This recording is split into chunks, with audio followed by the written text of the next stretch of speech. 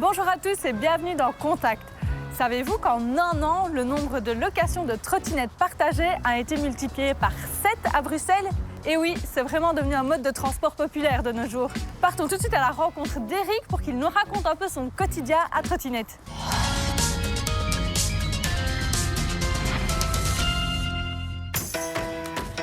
Je m'appelle Eric, je suis informaticien, j'ai 50 ans, j'habite à Bruxelles. Dans le temps, je me déplaçais quasi exclusivement en voiture, mais avec l'évolution de la circulation, maintenant j'utilise de plus en plus les alternatives, transport en commun, le vélo et les trottinettes partagées. Ça roule. Alors, la trottinette partagée, c'est pratique parce qu'on peut aller de chez soi à un point A et puis de reprendre une autre trottinette à un autre point. Ah, attention. Par rapport au vélo, ici c'est tout à fait électrique, donc on ne doit pas pousser, on ne doit pas pédaler, on arrive frais, on n'a pas à transpirer, donc ça c'est quand même aussi assez confortable. Quand on est à trottinette, il faut vraiment bien regarder la surface de la route devant soi. Il ne faut pas grand-chose pour bloquer les roues et se retrouver par terre. C'est quand même un engin qui a des petits trous et qui n'est pas super stable. Le centre de gravité est haut. Attention aux plaques d'égout. Il faut bien regarder où on met les roues, les bordures, les nids de poules. Ah oh j'ai pas vu cette bosse-là, non. Pour que ce déplacement se passe sans encombre, Eric suit quelques règles essentielles. On roule à trottinette comme on roule à vélo. On utilise les pistes cyclables, on tient à la droite de la route. Je me réinsère dans le trafic. Merci madame. La limite de vitesse, c'est 25 km/h. Et puis voilà, pas de distraction, pas de GSM.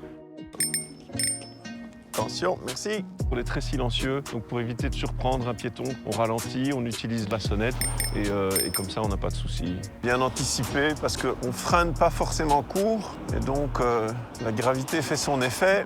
On peut avoir l'impression que c'est facile à utiliser, mais c'est quand même assez lourd. Ça se manie avec précaution quand même.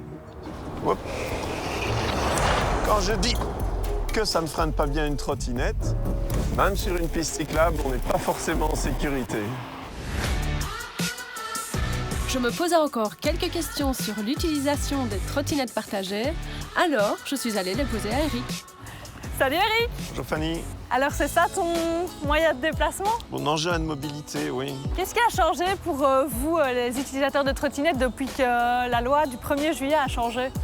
Ils ont légiféré, on ne peut plus s'en servir qu'à une personne. Ils ont limité les vitesses et alors ils ont clarifié qu'on doit se comporter comme un vélo. Est-ce qu'il vous est déjà arrivé des petits problèmes en utilisant des trottinettes partagées?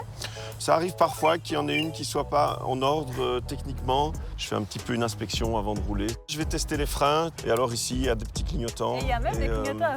Bon, alors j'avoue que personnellement, quand j'entends parler de trottinettes, c'est pas toujours rend bien. C'est vrai que parfois, elles sont mal rangées. Il y en a qui roulent sur les trottoirs, il y en a qui roulent à plusieurs. Ça donne une mauvaise image, c'est dommage.